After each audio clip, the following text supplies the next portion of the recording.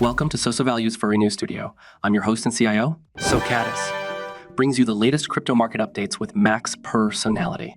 Let's go through the crypto news worth paying attention today, according to SoSoValue. The first is, U.S. Secretary of Commerce Howard Lutnick stated on April 13 that the Trump administration's recent tariff exemptions on electronic products, such as smartphones and computers, are only temporary measures.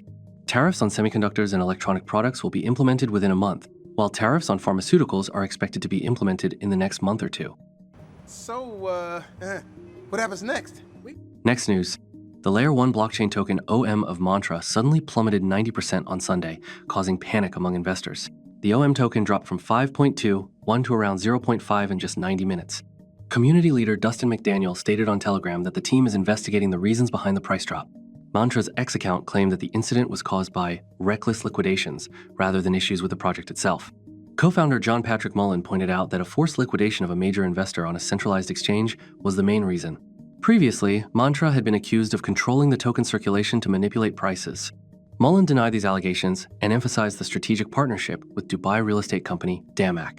Aw, really? Next news.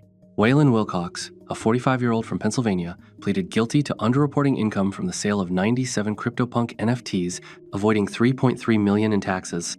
This case marks a significant legal precedent in the U.S. for tax evasion related to NFT sales. Wilcox faces up to 6 years in prison, though his guilty plea may reduce his sentence.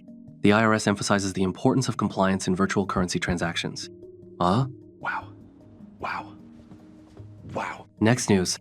According to a report by CoinDesk on April 13, Jamie Dimon, the CEO of JP Morgan Chase, stated that he is preparing to navigate the turmoil in the nearly $30 trillion U.S. Treasury market and that the Federal Reserve will only take action when they begin to feel a bit of panic. Jamie Dimon warned that if the financial system were to become paralyzed again, the consequences could ripple through the entire economy.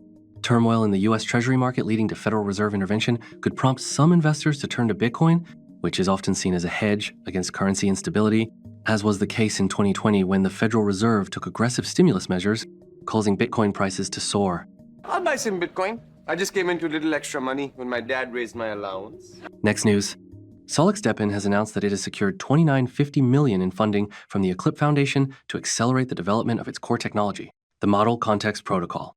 The funds will be used for technological upgrades, global expansion, launching AI-driven smart bandwidth allocation features, and plans to collaborate with cloud services and content delivery networks. Solix is committed to building a decentralized bandwidth market as an alternative to traditional bandwidth resource allocation methods. That's all for today. Thanks for watching. Remember to subscribe and share the news to your friends. See you tomorrow.